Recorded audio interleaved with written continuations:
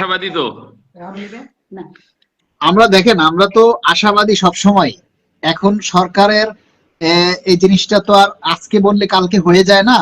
না, এত সেটা বড় ঠিক। একটা ডিসিশন, এত বড় একটা সিদ্ধান্ত, এটা হুম, অনেকগুলি স্টেপ আছে, জি, অনেকগুলি ধাপ আছে। সেই ধাপগুলি পার হওয়ার পরে, যেমন পে কমিশনের রিপোর্টটা আগে জমা দিতে হবে। এখন পে জি। কমিশন তাদের রিপোর্ট জমা দিতে পারেনি। পে কমিশনের রিপোর্ট ইনশাল্লাহ খুব অল্প সময়ের মধ্যে জমা হয়ে যাবে। আর আমরা আশা করি পে অবস্থা। কমিশনের রিপোর্ট জমা হয়ে গেলেই জি। অতি অল্প সময়ের মধ্যে পে স্কেলের গেজেট জারি হবে। তবে দাবিটা সবাইকে চালিয়ে যেতে হবে, এটা বলছি আর কি। সবাইকে দাবিটা চালিয়ে যেতে হবে। আমি ফেসবুকে সবসময় আমি নিজেও ইয়া দিই, এবং আপনার যত ইয়া থাকে সব আমি আপনার শেয়ার করি, এবং আমার মেয়েও করে। জি, আমরা আছি ইনশাল্লাহ আপনার সাথে। দোয়া করি দ্রুত আমাদের সবার জন্য বাস্তবায়নটা হোক, এই আশা করি। আল্লাহ জি, আসসালামু আলাইকুম। ইনশাআল্লাহ। ধন্যবাদ লাইভে যুক্ত হওয়ার জন্য। আচ্ছা, নিয়ামুল মোল্লা লাইভে যুক্ত হয়েছে। নিয়ামুল মোল্লা, তুমি রিকোয়েস্ট দাও।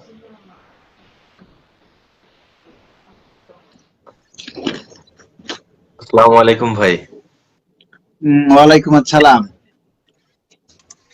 কি অবস্থা ভাইয়া? ভাই কেমন আছেন? আছি আলহামদুলিল্লাহ। ভাই ভালো আছেন? হ্যাঁ, আছি আলহামদুলিল্লাহ। কি অবস্থা, আপনার কি খবর? এই চলতেছে ভাই, শীতের ভিতরে। আজকে কাজে আর শীতের যাইনি। মধ্যেও তো দেখি, শীতের মধ্যেও তো হ্যাঁ, দেখি আপনি আপনার পরিবারকে ভালো রাখার জন্য সংগ্রাম চালিয়ে যান।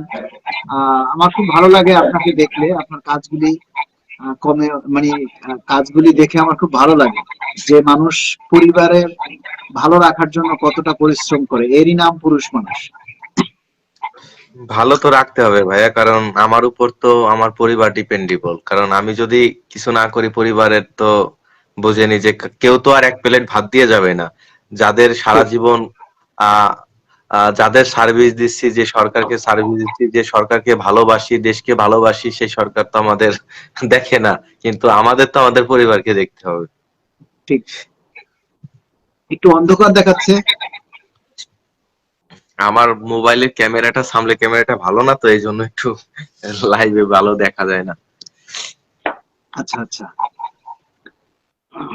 তো কি অবস্থা, আজকে কি খবর? আজকে ভাইয়া আমি বেরোইনি, আজকে ঠান্ডা প্রচুর, একটু বাসার কাজ করছি, শরীরটাও ভালো না। কালকে ইনশাল্লাহ আবার কাজে যাব। অনেকেই ফোন দিচ্ছে, ভালোবাসা দিচ্ছে যে ভাই আপনি চালিয়ে যান, আপনাদের পে স্কেল দ্রুত বাস্তবায়ন হবে, দোয়া রাখলো, অনেক কিছু। তা আপনারা আচ্ছা, যে আপনি একটু কাজগুলো সবার কমেন্টস গুলি একটু পড়েন। কমেন্টস গুলি দেখা যায়? কমেন্ট গুলি দেখা যাচ্ছে, একজন লেখছে মেহেদী হাসান ভাই পে স্কেল কি হবে? হ্যাঁ, আপনি ইনশাল্লাহ পে স্কেল কমেন্টস গুলি পড়ে রিপ্লাই দিন। হ্যাঁ। আহ, একজন লেখছে যে ভাই ব্যবসা জমে উঠছে। ইনশাল্লাহ ভাই ব্যবসা চমৎকার। জমে যাক, ভালো।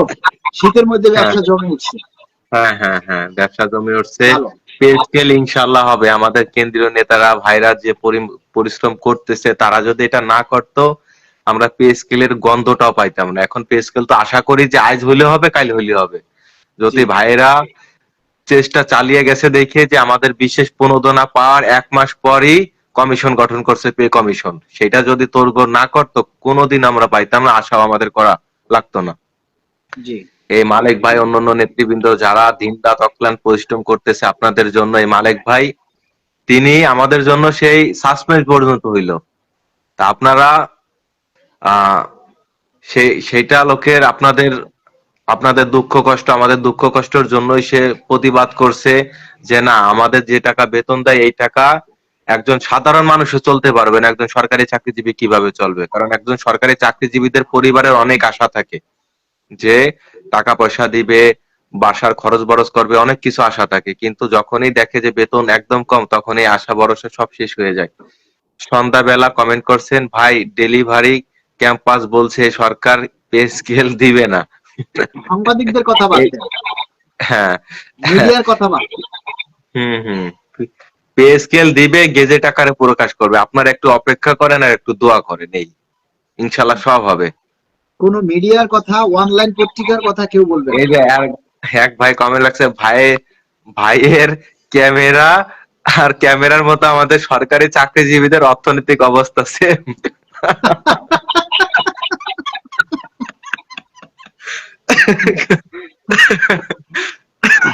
বাস্তবে ভাই, আমি যে ফোনে আপনাদের সাথে কথা বলছি সেই ফোনটা আমার মার কিনে দেওয়া।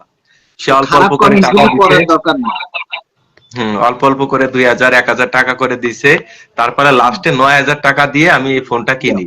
খারাপ সেকেন্ড হ্যান্ড কমেন্টস ফোন। গুলি, মোল্লা ভাই, খারাপ কমেন্টস গুলি পড়ার দরকার নেই। হ্যাঁ হ্যাঁ, নিয়ামুল ভাই গত দিনে কমেন্টে মন খারাপ করেন না, সংসার চালানো নিয়ে খুব টেনশনে থাকতে হয়। ভাই আমি মন খারাপ করি নাই, আমি বুঝতে পারছি যে সেদিন আপনি আমাদের আমাদের বলেন নাই। মাহবুব ভাই অসংখ্য ধন্যবাদ, কমেন্ট করছেন, লাইভে শেয়ার করে দিছেন, আমি মনে কিছু করি নাই ভাই। আপনারা পাশে থাকবেন, দোয়া করবেন যেন আমাদের আপনাদের সবার কষ্ট দুর্দশা দূর হয়। কতদিন আমরা এরকমের আর কষ্ট করব থাকবো? আমরা সরকারকে সার্ভিস দিই, আমাদের মতন সৎ মানুষ যদি অসৎ হয়ে যায় বাংলাদেশ একদম অচিরেই শেষ হয়ে যাবে।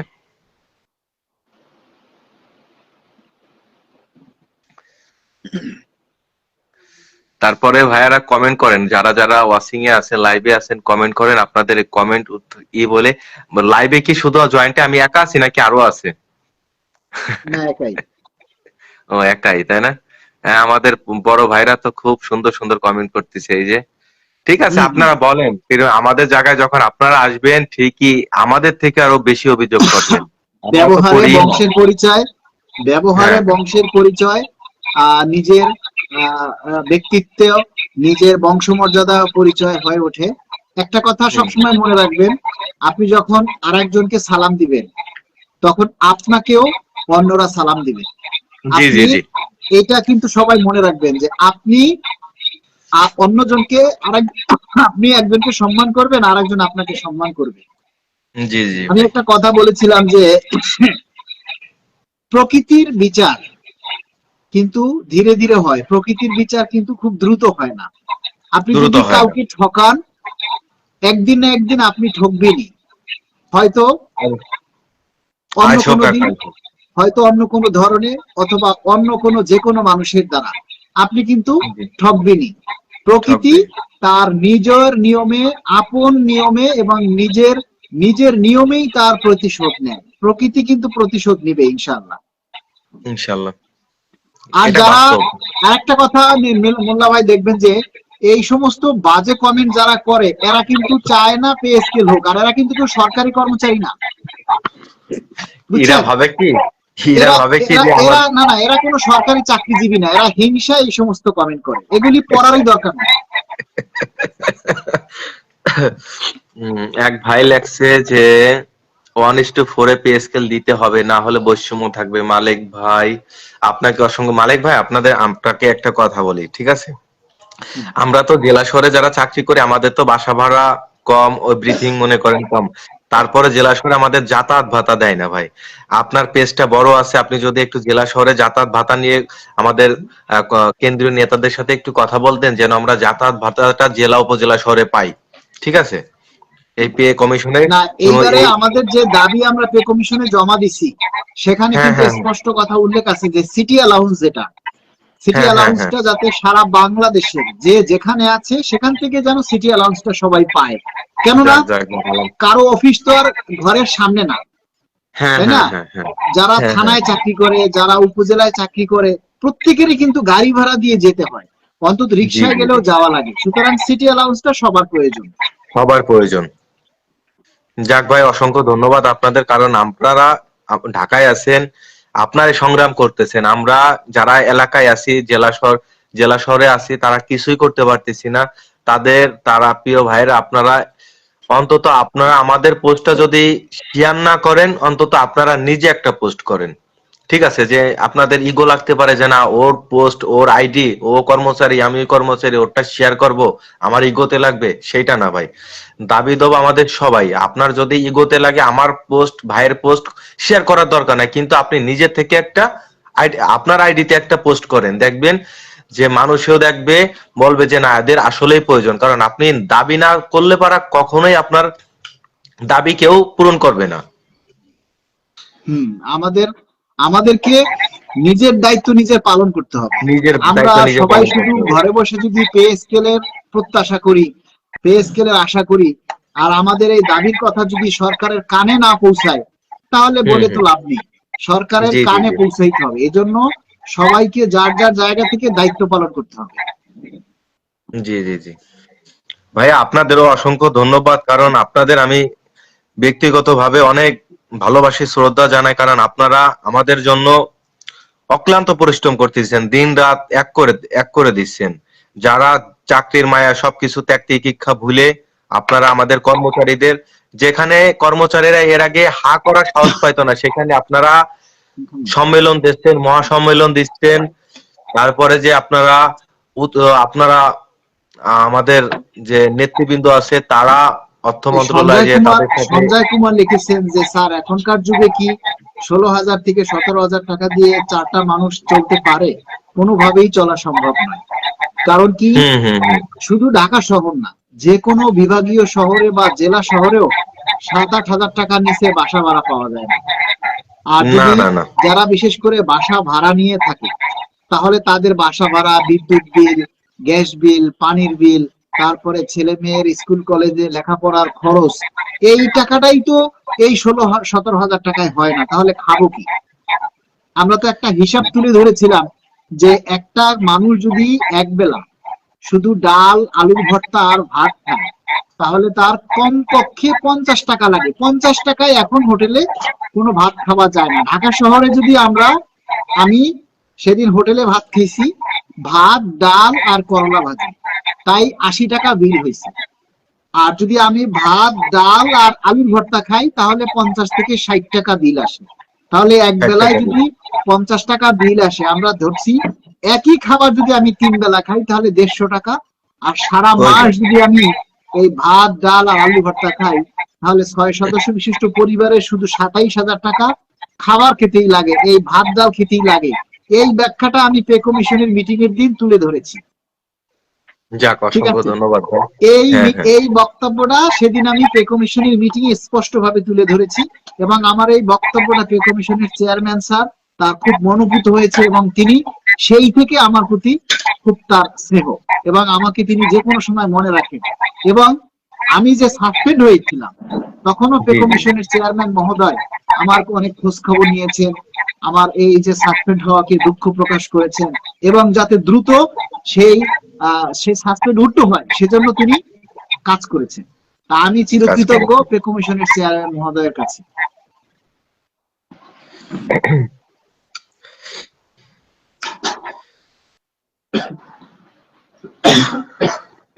বর্তমান ভাইয়া যে আপনার আমাদের যে পে কমিশনটা চেয়ারম্যান মহোদয় অন্যান্য মহোদয়রা যারা করতেছেন, আমাদের তো দ্বিতীয় সপ্তাহ অথবা ফার্স্ট সপ্তাহে ইনশাল্লাহ আমাদের সম্ভাবনা আছে, কি বলেন? ইনশাআল্লাহ আমরা আশা করি। মানে পে কমিশনের আজকে একটা মিটিং ছিল, আজকে 31 তারিখে পে কমিশনের মিটিং ছিল।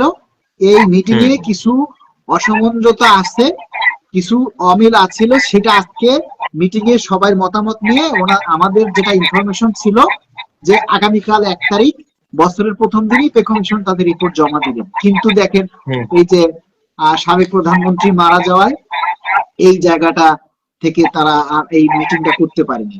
এখন হয়তো আগামীকাল তারা বসে আবার আলোচনা করবে, আগামীকালকেও মিটিংটা করা সম্ভব হবে না, হয়তো পরের সপ্তাহে, মানে বছরের প্রথম সপ্তাহের মধ্যেই আমরা আশা করি। এবারে একেবারে যদি উপরে যায় তাহলে আমরা আশা করি যে জানুয়ারির 10 থেকে 12 তারিখের মধ্যে পে কমিশনের রিপোর্ট জমা হয়ে যাবে এবং এই জানুয়ারির মধ্যেই পে স্কেলের গেজেট হবে, এটা আমরা আশা করি এবং বিশ্বাস রাখি ইনশাআল্লাহ। যাক ভাই, আমরা আশাবাদী আপনার যেন আমাদের দ্রুত, আল্লাহর কাছেও দোয়া করি, সবাই দোয়া করবেন যেন দ্রুত আমাদের পে স্কেলটা বাস্তবায়ন হয়, যেন আমাদের এই দুঃখ কষ্ট কি পরিমাণ শীতের ভিতরে আমার কাজ করা লাগে এইগুলো আমি দেখলাম যে এগুলো জানাইতে হবে, না জানাইলে পারা দেশ বুঝবে না, জাতি বুঝবে না। ঠিক আছে, জানাইতে হবে। নজরুল ইসলাম লিখেছেন টক শোয়ে ডক্টর জাহিদ পে স্কেলের চরম বিরোধিতা করে, এর কি ব্যবস্থা করা যায়? দেখেন, একজনই বিরোধিতা করে, আমরা তো 22 লক্ষ কর্মচারী, আমরা কেন পে স্কেলের পক্ষে কথা বলি না? একজন মানুষ যদি পে স্কেলের বিরোধিতা করে আর আপনারা 22 লক্ষ কর্মচারী আমরা কেন সেটা তার বিরোধিতা করতে পারি না?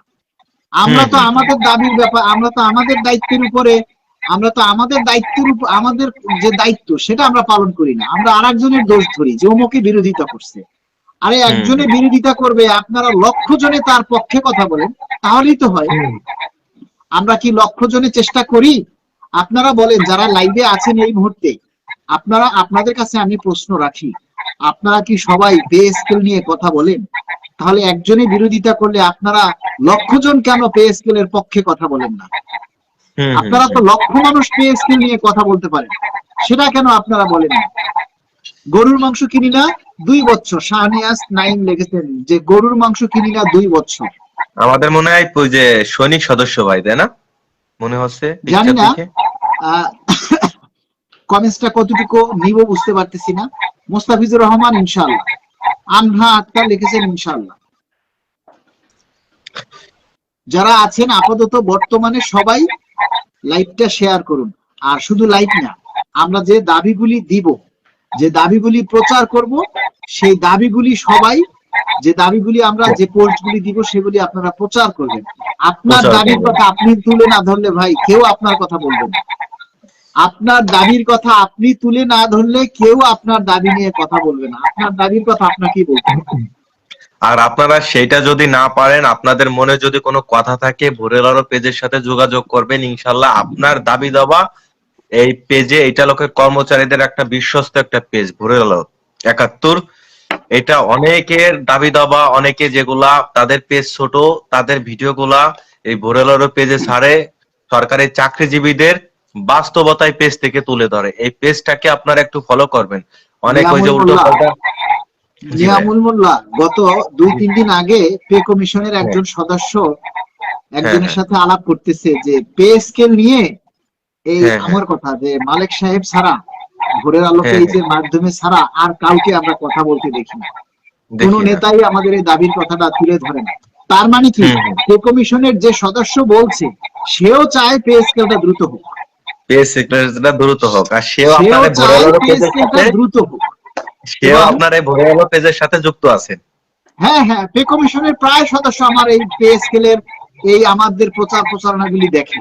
বিশেষ করে pay commission sir, chairman sir সরাসরি আমার এই পেজের আমাদের এই দাবিগুলি দেখে। উনি যখনই ফ্রি থাকে তখনই কিন্তু আমাদের দাবির কথাগুলি দেখে। এই জন্য সবাইকে অনুরোধ করবো যে ভাই আপনারা দায়িত্বশীল আচরণ করুন, আমাদের প্রচারণাগুলি যাতে অনেক বেশি হয়, সরকার যেন বুঝতে পারে যে সবাই কষ্টে আছে। আপনি যদি আপনার দাবির কথা তুলে না ধরেন, আপনি যদি আপনার কথা না বলেন, তাহলে কেউ কিন্তু আপনার দাবির কথা বলবে না ভাই। রাইট রাইট ভাই, রাইট। আবার অনেকেই বলে কি জানেন, অনেকেই বলে পে স্কেলে শেয়ার করলেই কি, মানে ফেসবুকে শেয়ার করলেই কি পে স্কেল হয়ে যাবে? ওরে ভাই, ফেসবুকে শেয়ার করলে পে স্কেল হবে কিনা জানি না, কিন্তু ফেসবুক ছাড়া আমাদের এই দাবির কথা প্রচার করার আর কোনো মাধ্যম নেই। আর কোনো মাধ্যম আছে? টেলিভিশনে আমাদের দাবির কথা বলে না, কোন টেলিভিশনে, কোন সংবাদপত্র আমাদের কষ্টের কথা তুলে ধরে না।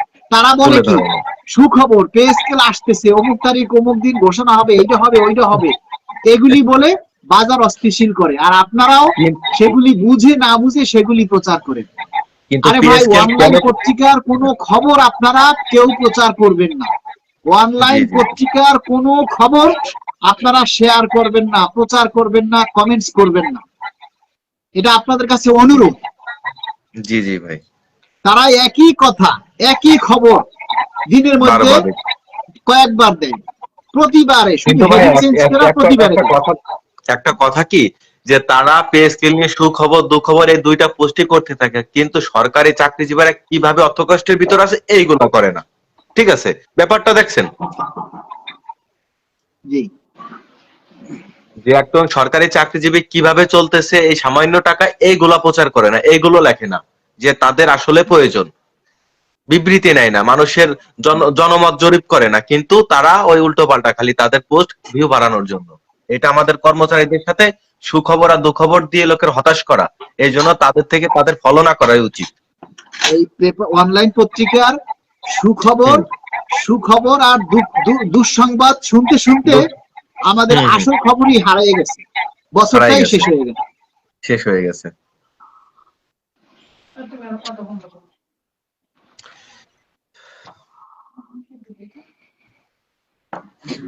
তো অনেক রাত হয়েছে, প্রায় 1 হ্যাঁ ঘন্টা ভাইয়া 50 আসলে মিনিট। আমি আপনার ভোরের আলো পেজকে অসংখ্য ধন্যবাদ যে আমার কয়েকটা ভিডিও আপনার এত বড় একটা পেজে আপনার ইসে ছাড়ছেন।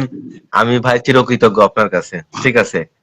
না, আমি আপনার যে যৌক্তিক কথা যে ভিডিওগুলোতে থাকে সেগুলি আমি হ্যাঁ হ্যাঁ। প্রচার করি। আর হুম। আপনার যে ভিডিও ভালো ভালো কন্টেন্ট করে আমাকে হোয়াটসঅ্যাপে দিয়ে আমি প্রচার করে পোস্ট করে দিব। ইনশাল্লাহ ভাই, ইনশাল্লাহ। তা ভাই এখন কয়টা ভাত খাবো। হ্যাঁ, তা সবাইকে জানাই আমার আমার ভালোবাসা।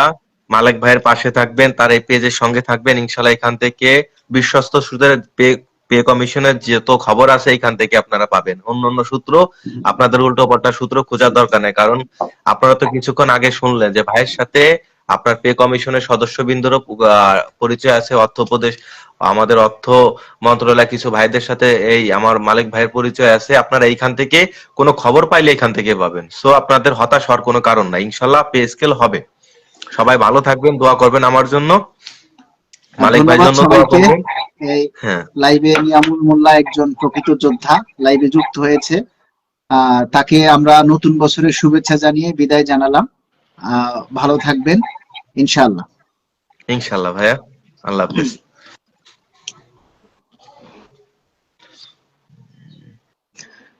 প্রিয় বন্ধুরা, আপনারা যারা লাইভে আছেন সবাইকে বিদায় জানাচ্ছি এবং এরই সাথে 2025 সালের সমস্ত সুখ দুঃখ সবাই ভুলে যান। আমরা আশা করব নতুন বছরটা যেন আমাদের নতুন ভাবে শুরু হয়। 2026 সালটা যেন আমাদের একটা সুসংবাদের মাধ্যমে শুরু হয়। 2026 সালটা যেন আমাদের ভালোভাবে শুরু হয় এই প্রত্যাশা রাখি। এবং সেই সাথে আপনারা সবাই যার যার জায়গা থেকে সবাই একটু দায়িত্বশীল আচরণ করবেন। সকলের প্রতি নতুন বছরের শুভেচ্ছা জানিয়ে আজকের মতো লাইভটা এখানে শেষ করছি। আপনারা সবাই ভালো থাকবেন। আর আমার কথা কাজে আচরণে কেউ কষ্ট পেয়ে থাকলে অবশ্যই ক্ষমা করে দিবেন, কারণ নতুন বছর নতুন চিন্তা ভাবনা নিয়ে আমরা নতুন বছর শুরু করতে চাই। পুরাতন বছরের যা কিছু আছে সবাই আমরা সবকিছু ভুলে যেতে চাই। আমরা নতুন উদ্যমে নতুন কিছু নিয়ে নতুন বছর আমরা শুরু করতে চাই। তাই সবাইকে নতুন বছরের শুভেচ্ছা জানিয়ে আজকের মতো লাইভটা শেষ করছি। সবাই ভালো থাকবেন। আসসালামু আলাইকুম।